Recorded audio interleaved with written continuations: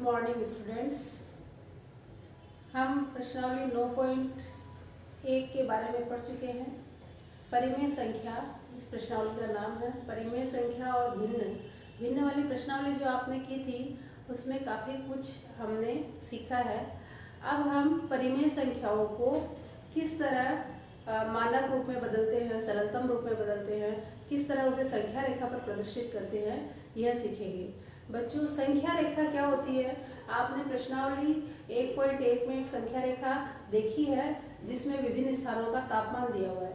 परिमेय संख्याओं को जब संख्या रेखा पर दर्शाया जाता है तो मैंने आपको बताया था, जब भी परिमेय संख्या दर्शाई जाएगी तो ऋणात्मक और धनात्मक दोनों रूप में होगी। जैसे ये एक संख्या रेखा है। संख्या रेखा में बिल्कुल मध्य में क्या आता है? 0, और इधर आते हैं प्लस के पूर्णांक और इधर आते हैं माइनस के पूर्णांक।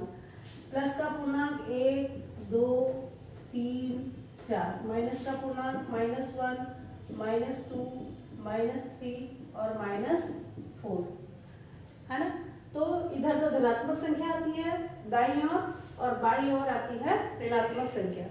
अब जब परिमेय संख्याओं को हमको दिखाना है तो परिमेय संख्या तो बटे हुए में होती है और यहाँ ये पूर्णांक है ना।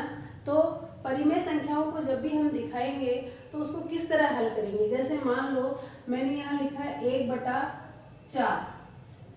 1/4 1/4 हमेशा 1 से कम है। 1 से कम है तो 0 और 1 के बीच में आएगा। 0 और 1 के बीच में आएगा। मैंने आपको ये भी बताया था, जब हर समान होते हैं, दोनों अंश और हर समान होते हैं, उसका मतलब होता है 1, यानी 4/4। 4/4 क्या है? यहाँ पर 1 है ना। अब यहाँ 4/4 है तो फिर इसके 4 भाग कर दो। ये हो गया 3/4, ये हो गया 2/4, ये हो गया 1/4। अब 1/4 कहाँ आया? ये पहला वाला नंबर 1/4 है ना। मतलब अंश और हर जहाँ समान है उसको क्या मानेंगे हम? 1। ये 1 है ना। 0 और 1 के बीच में ये संख्या आएगी। फिर 1 से आप उल्टी तरफ जाए, 3/4, 2/4, 1/4। 0 से हम चालू करेंगे तो 1, 2, 3 और 4। ऊपर अंश को देखिए, केवल हर सबके समान है। 1, 2, 3, 4। तो 1/4 कहाँ आएगा? यहाँ। 2/4 कहाँ? तो यहाँ 3/4। अगर इसकी जगह मान लो ये उचित भिन्न अनुचित भिन्न होती, मान लो यहाँ होता 7/4, तो हम इसको मिश्र भिन्न में बदलते। 7/4 को मिश्र भिन्न में बदलते तो 4, 7 में 4 का भाग दोगे कितनी बार जाएगा? एक बार पूरा। बचेगा क्या शेषफल? 3। तो यहाँ 1 तो पूरा है, फिर 3/4 1 पूरा, यानी कि ये संख्या 1 और 2 के बीच में आएगी। 1 और 2 के बीच में आएगी। तो ये 1 तो खत्म हो गया। आप 3/4 को दर्शाना है तो वही 3/4 का मतलब होता है कि आपका 1 तो पूरा है और 3/4 का मतलब होता है ये 4। तो ये आएगा 1, 2, 3 और 4। तो ये 1, 2, 3 यहाँ आ जाएगा 1 सही 3/4, क्योंकि ये अपनी जो संख्या है वो 1 के बाद में है, तो 1 के और 2 के बीच में ये संख्या आपको बतानी है। तो इस तरह से आपका परिमेय संख्याओं को आपको दर्शाना है। अब हम इसका क्वेश्चन नंबर 4 हल करते हैं।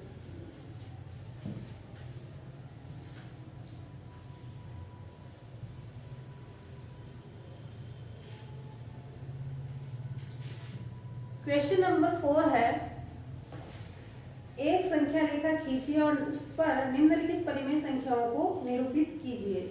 देखिए, पहली संख्या है, हर एक क्वेश्चन के लिए आपको संख्या रेखा अलग से बनानी है और संख्या रेखा पेंसिल से बनानी है आपको। तो 3/4 को हमको दिखाना है। यहाँ पर इसको दिखाना 3/4 को। 3/4 ये धनात्मक है तो संख्या रेखा खींचेंगे।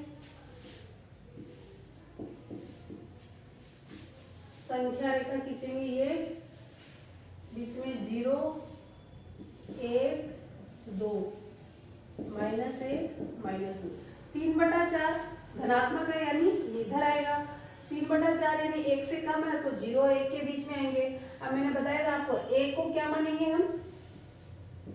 4/4। ये हो गया 3/4 और ये हो गया 2/4, ये हो गया 1/4। 1/4, 2/4, 3/4 और 1 को क्या मानेंगे? 4/4। आप 1 को 4/4 लिख सकते हैं, है ना। अब देखिए 3/4 ये रहा 3/4। 0 और 1 के मध्य में 1 जहां है उसको हम 4/4 मान लेंगे और उसके लेफ्ट हैंड साइड से हम इधर लिखना शुरू करेंगे 3/4, 2/4, 1/4। तो 0 और 1 के मध्य 3/4 इस तरह आएगा। एक क्वेश्चन और हल करते हैं इसका, थर्ड -7/4। -7/4। पेंसिल से खींचे संख्या रेखा, 0 मध्य में, 1 2 3, इधर -1 -2 -3। 7/4 है तो मैंने आपको बताया ऊपर 7/4 को हम मिश्र भिन्न में कन्वर्ट कर ले तो 4 एकम 4 4 और 3 -1 सही 3/4। यानी ये संख्या -1 से ज्यादा है और उसके बाद में 3/4 है तो -1 और इसके बीच में हम लिखेंगे। तो इसको तो हम मान लेते हैं 4/4, -2 को हम क्या मान लेते हैं 4/4। तो ये हो जाएगा -3/4 -2/4 -1/4 और ये हो गया 1। तो -1 2 3 तो ये आ गया -1 सही, या इसको डायरेक्टली आप लिख दे -7/4 भी लिख सकते हैं या फिर इसको -1 सही 3/4 भी लिख सकते हैं, दोनों ही लिख सकते हैं इसको। तो ये 1 और 2 के बीच में आपकी ये संख्या परिमेय संख्या ऐसे दर्शाई जाएगी, है ना। इसके बाद में हम क्वेश्चन नंबर 5 देखते हैं। क्वेश्चन नंबर 5 में आपको एक संख्या रेखा पर बिंदु P Q R S T U A और B इस प्रकार है कि T R बराबर R S बराबर S U तथा A P बराबर P Q बराबर Q B है। तो P Q R और S से निरूपित परिमेय संख्याओं को लिखना है। अब आपको केवल परिमेय संख्या लिखनी है। P पर कौन सी परिमेय संख्या है, Q पर कौन सी परिमेय संख्या है और S पर कौन सी परिमेय संख्या है। देखो बच्चों, आपको परिमेय संख्याओं को कैसे लिखना मैंने ये समझा दिया है। अब आपको ये इसमें समझ के आपको इसमें ये देख के खुद ही करना है। नहीं समझ में आए तो मैं आपको फिर बताऊंगी। केवल इसको पढ़ना आना चाहिए। परिमेय संख्याओं को जब हम लिख रहे हैं तो किस तरह इसको पढ़ना है ये आना चाहिए, तो आप इस सवाल को हल कर पाएंगे। अगला देखिए क्वेश्चन नंबर 6। क्वेश्चन नंबर 6 है, निम्नलिखित में से कौन से युग में एक ही परिमेय संख्या को निरूपित करते हैं। ये सवाल करने में बहुत आसान है। क्वेश्चन नंबर 6 का फर्स्ट -7/21 और 3/9। हमें सवाल पूछा गया है कि क्या ये दोनों एक ही परिमेय संख्या को निरूपित करते हैं। तो इसके लिए हमें कुछ नहीं करना है, इनको -7/21 और 3/9 इनको क्रॉस मल्टीप्लाई करें। इसका अंश इससे, इसका अंश इससे, यानी इसको कहते हैं वज्र गुणा।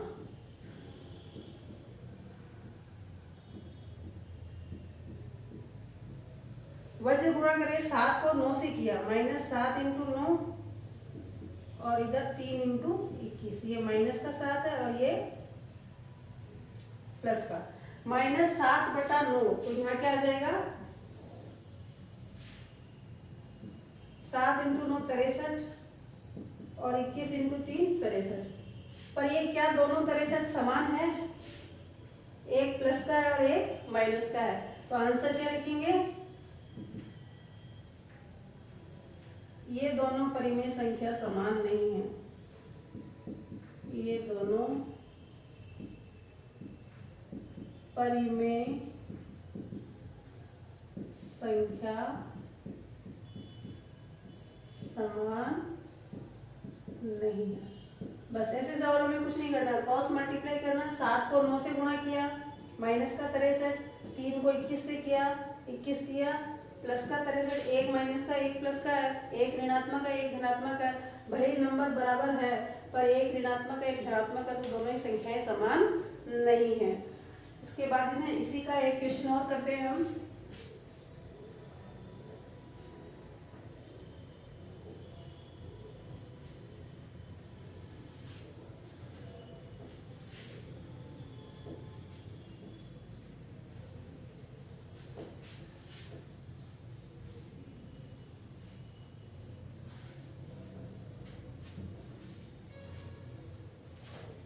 देखिए इसका एक लास्ट क्वेश्चन और कर लेते हैं।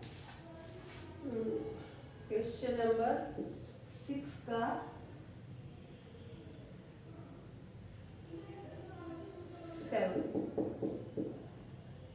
-5/9 -5/9 और 5/-9। अब देखिए वैसे तो इसको देखने से ही पता चल रहा 5/9 ये संख्याएं तो समान है, पर यहाँ दोनों जगह माइनस है, दोनों जगह माइनस है, यानी कि ये कौन सी होगी? अगर हम इसे हल करें तो ये -5/-9, तो माइनस माइनस तो आपस में कट जाते हैं, यानी ये कौन सी परिमेय संख्या है? धनात्मक।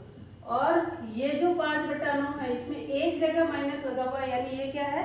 ऋणात्मक। तो इन दोनों में से एक धनात्मक है और एक ऋणात्मक है, तो क्या ये दोनों परिमेय संख्याएं समान है? तो नहीं है। तो आंसर क्या लिखेंगे? -5/9 धनात्मक परिमेय है तथा 5/-9 ऋणात्मक परिमेय है, अतः समान नहीं है, अतः समान नहीं है। और आप इसे वज्र गुणा करें तो भी देख लो, ये -5 को -9 से करेंगे तो क्या आएगा? प्लस का 45, और 5 को 9 से करेंगे तो माइनस का 45। वही बात हो गई, एक प्लस की आएगी एक माइनस की आएगी, इसलिए यह संख्याएं समान नहीं है। इसके बाद क्वेश्चन नंबर 7 करते हैं। निम्नलिखित परिमेय संख्याओं को उनके सरलतम रूप में लिखिए। क्वेश्चन नंबर 7 का 1, पहली संख्या है आपके -8/6, -8/6। देखियो सरलतम रूप में लिखने का मतलब है इन दोनों संख्याओं में अंश और हर में एक संख्या से भाग लगाना। 8 और 6 दोनों क्या है? सम संख्याएं हैं, तो इसमें हम किसका भाग लगा सकते हैं? 8/6 को 2 से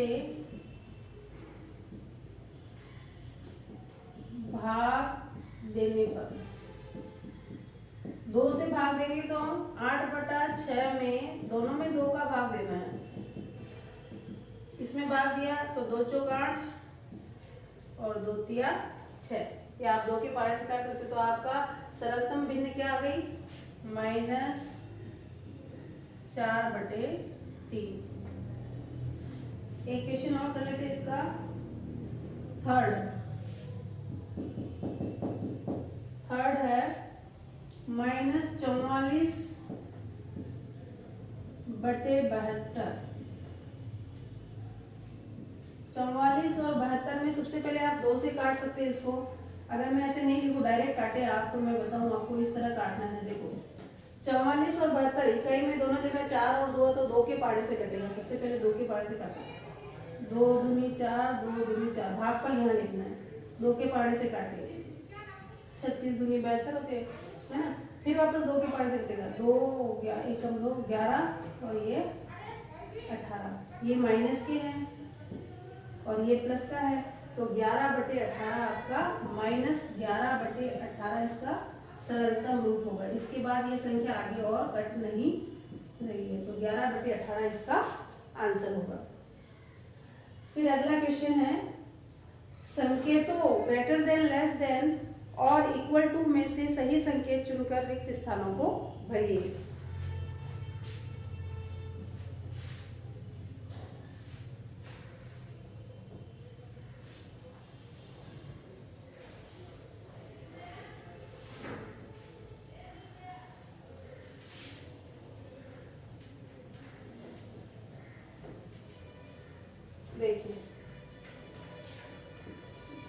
नंबर 8 फर्स्ट -5/7 बॉक्स 2/3।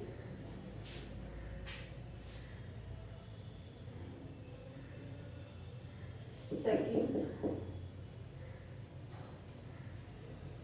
-4/5 बॉक्स -5/7। और थर्ड इसका लास्ट वाला कर लेते हैं, 7 वाला। 7 0 7/6 -7/6। ठीक है। अब देखिए इन सवालों को भी आपको उसी तरह करना है। क्या करना है, इसमें क्रॉस मल्टीप्लाई करना है। -5/7 और 2/3। इस 5 को इस 3 से गुणा कर दो, इस 2 को इस 7 से गुणा कर दो। -5 × 3 और 7 × 2। -5 × 3 15 और 7 × 2 14। तो आपको कौन सी संख्या बड़ी है इसमें, -15 और ये प्लस के 14, कौन सी संख्या बड़ी है बताइए। 15 और 14 में कौन सी बड़ी है? 15 और 14 में बड़ी तो 15 है, पर 15 के पहले माइनस लग रहा है, इसलिए यह संख्या छोटी है। हमेशा धनात्मक संख्याएं बड़ी होती है, ऋणात्मक संख्याएं छोटी होती है। ऋणात्मक संख्याओं में भी वे संख्याएं जो जिस तरह बड़ी होती जाती है, जैसे 15 छोटा है और 4 बड़ा है, -1 बड़ा है और -100 छोटा है ऋणात्मक संख्याओं में। तो यहाँ कौन सी संख्या बड़ी है? 14। तो हम निशान कहाँ लगाएंगे? 5/7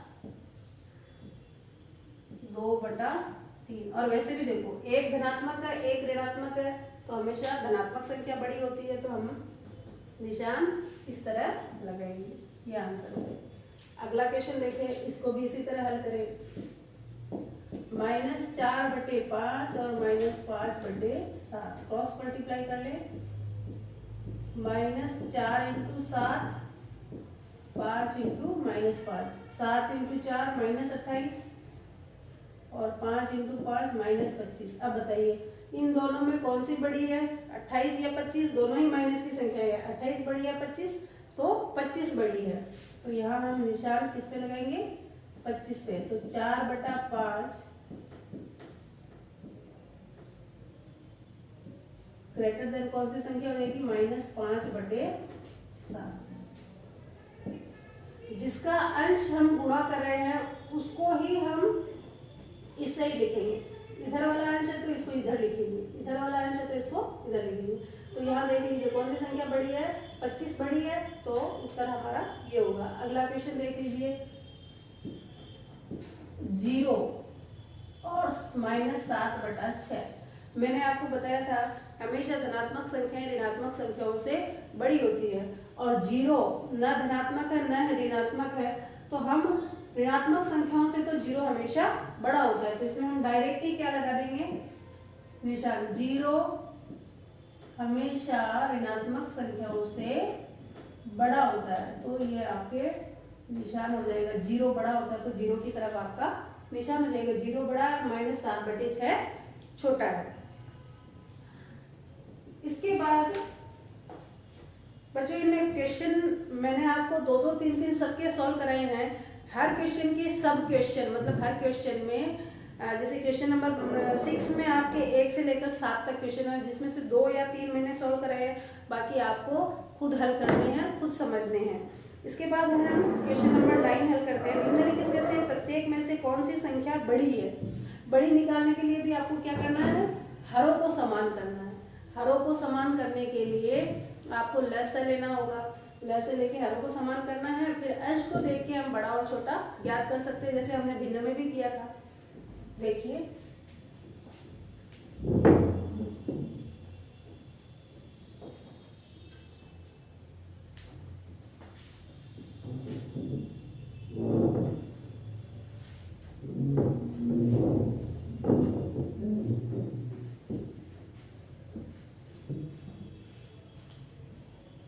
क्वेश्चन नंबर 9।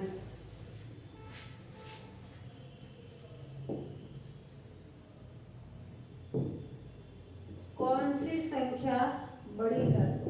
2/3, 5/2। आप चाहे तो इसमें भी क्रॉस मल्टीप्लाई वाला रूल लगा सकते हैं। कौन सी संख्या बड़ी है? तो इसको 2/3 और 5/2, इसको इससे मल्टीप्लाई कर लो, इसको इससे कर लो। 2 × 2 और 3 × 5 × 3। 2 × 2 कितने हो गए? 4, 5 × 3 15। तो बताइए कौन सी संख्या बड़ी है? 4 या 15? 5/2 बड़ी है। 2/3, इसमें निशान नहीं लगा, इसमें आंसर आप इसी तरह लिख दे। 5/2, ये 15 है, किसको निरूपित कर रहा है? 5/2 को। 5/2 संख्या बड़ी है। एक क्वेश्चन और कर लेते इसका, 5वां। -3 से ही 2/7, -3 से ही 2/7 और -3 से ही 4/5, -3 से ही 4/5। हल करें। सबसे पहले इसको हम साधारण भिन्न में कन्वर्ट कर ले। 7 तो नीचे रहेगा, इसमें 5 नीचे रहेगा। साधारण भिन्न में कन्वर्ट करेंगे तो 7 को 3 से गुणा करेगा। 7 × 21 और 2 -23, 5 × 15 और 4 -19। अब क्रॉस मल्टीप्लाई कर दो, इसको इससे, इसको इससे। -23 × 5 -19 × 7। 5 × 15 का 5 हासिल का 1, 5 × 10 और 1 11। ये -115 और ये -153। 63 हो गया। 163, 9 7 63 का 3 हासिल का 6, 7 × 7।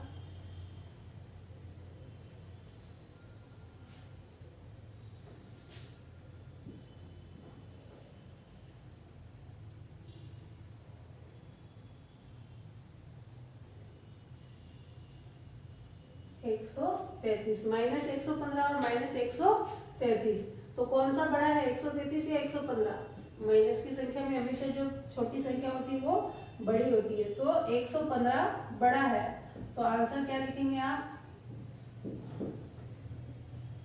-3 से ही 2/7 संख्या बड़ी है ना? अब क्वेश्चन नंबर 10 आपका इस प्रश्नावली का लास्ट प्रश्न है, रह गया है। निम्नलिखित परिमेय संख्याओं को आरोही क्रम में लिखिए। देखिए बच्चों, क्वेश्चन नंबर 10 में पहला है